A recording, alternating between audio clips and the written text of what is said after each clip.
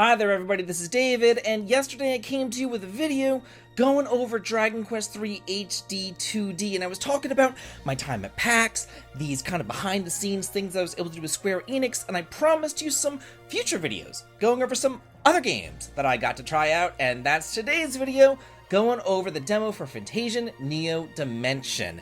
And I want to tell you all about it today, and I do think that is worth a sub as I try my hardest to hit 100,000 subscribers. And with your help, your like, and your sub, I do know that I can get there. So thank you so much for that. I truly, really do appreciate it. So, this game came out quite some time ago for the Apple Arcade, but I don't have Apple Arcade, and a lot of other people don't have Apple Arcade either, so I never really got to play it, even though I really did, because it was created by Hironobu Sakaguchi, who's also the creator of Final Fantasy, and it just looked amazing! So now I got my chance to get my hands on it, and the first thing that I noticed, because I also think it's just kind of funny, is that a new difficulty mode has been added.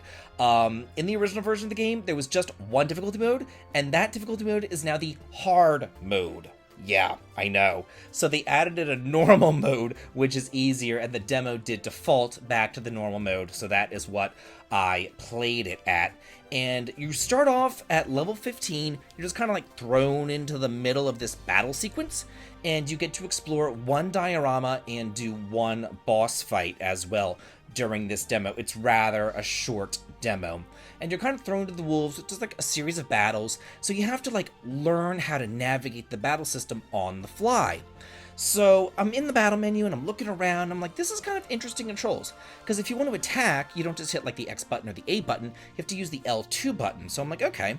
And then if you want to use your special skills, which is really what the battle system is all about, are these different special skills and magical spells and everything else like that. In order to use those, you have to scroll through this menu, and you can use MP to cast those various spells and abilities, and each one has like a different trajectory or a different arc. Some of them might just go straight. Some of them might like curve around and hit the ones in the back, or go in like a different arc and like hit a whole bunch of them like a circular motion or something. It's kind of neat. The trajectory of how they go is shown in like a little icon on the screen off to the side. So just like in Chrono Trigger, your positioning really does matter. Also, if you don't know what the ability does, you can hit the triangle button and it will give you a description of the ability as well as what its element is, as well as some more details on its trajectory. And while most of these skills and spells and abilities do use MP, something to be cognizant of is that one of your party members doesn't use MP. It uses his HP. So just be wary of that. You don't want to like suicide him. You know what I mean. So as I'm playing through and I'm going through these battles, like I was really kind of shocked at just how much more of a traditional RPG this is. It's a turn-based traditional RPG. I mean, like, I knew that it was, and I expected it to be. It's by the creator of Final Fantasy, for God's sakes, and, like, I've researched this, and I knew, but I was just still taken aback at how traditional it was. I felt like I was back on the NES, or the SNES, or even the PlayStation 1, playing like an old school game, and it hit me right in those childhood feels, and I loved it. I was all about it. So I'm in the battle system, and at first I'm like, oh, you just arc around, you kind of shoot around or whatever, and it's kind of fun. And then more enemies would pop up, and certain enemies would do things like some of them would be like a guard. They would be like these goblin guards, and the other enemies would like hide behind the goblin guards, so you couldn't get to them, because the goblin would like shield it, and then the attack would stop. It wouldn't go all the way through him. So you might have to kill that goblin guard first, or you might have to use another arc and go around him and then hit the enemies in the back. So it really does make you think and plan out a strategy. And you also need to be very cognizant of enemies' strengths and weaknesses and attack them appropriately, or else you could definitely be in for a world of hurt. You have access to all sorts of different elements, a lot of fire elements, ice elements, holy elements, all sorts of different attacks to use with different arcs, really adding a ton of variety to this battle system.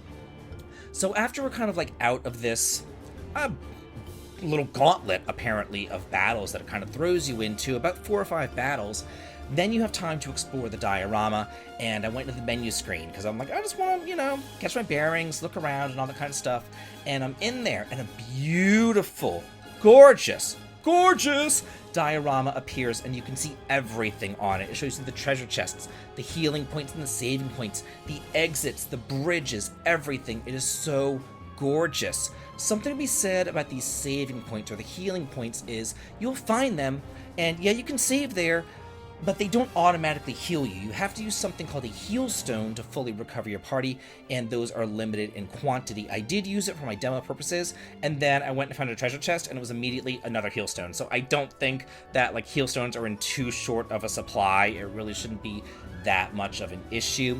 There's also a story journal inside the menu system that tells you all the events that you've completed, as well as a quest journal indicating which side quests that you've completed as well, and memories, which are really cool. And it brought me back to remembering, I should say, Lost Odyssey.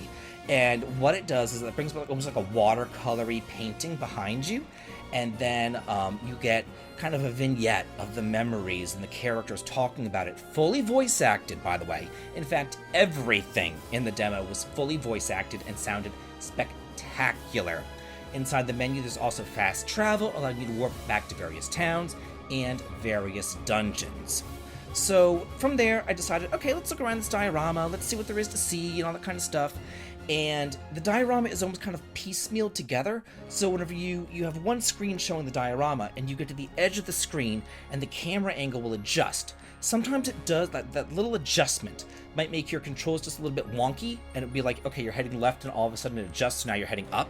You know, so you kind of have to like stop and regroup and kind of figure out where you're kind of going to, and that gave me Legend of Dragoon vibes or other early PS1 RPG vibes whenever I was going through and exploring and finding all the treasures and other stuff around the diorama. It was really, really nice.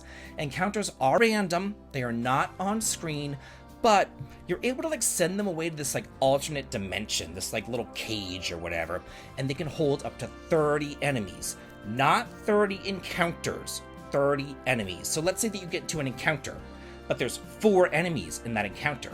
Then 4 will get added to that little dimension thing. But whenever it is full, you can no longer send them off to that alternate dimension, and you have to fight them all at one time. Also, whenever you're fighting, little bonus icons might kind of pop up and show up on the screen. So as you're attacking and arcing around and hitting all these enemies and everything, you might want to arc your attack into a little bonus icon, and it will raise up your attack power or restore some of your HP or give you other little stat boosts and stuff like that. But you do have a limited amount of time to get those bonus icons, because if you don't get them quickly enough, they will vanish. Another interesting kind of PS1 flashback. Remember those friendly monsters in Final Fantasy IX? The ones who'd be like, "Give me an emerald! Give me a ruby!" Those guys? They're back in Fantasian. This time, they want items. They want to get smacked around a bit. And if you do, you will get handsomely rewarded. This was definitely an old school flashback to the glory days of RPGs, the PS1, SNES era. It was a breath of fresh air for me, because I feel like sometimes these RPGs, they modernize for no real reason. They like modernize just to modernize, and they leave people like me back in the dust. I'm an old school guy, and I really, really loved Fantasian. Now I want to hear your thoughts on Fantasian, your thoughts on what you've seen in the video and the demo, what you think about it. Are you going to get it? Let me know in the comments, and as always, have a good day.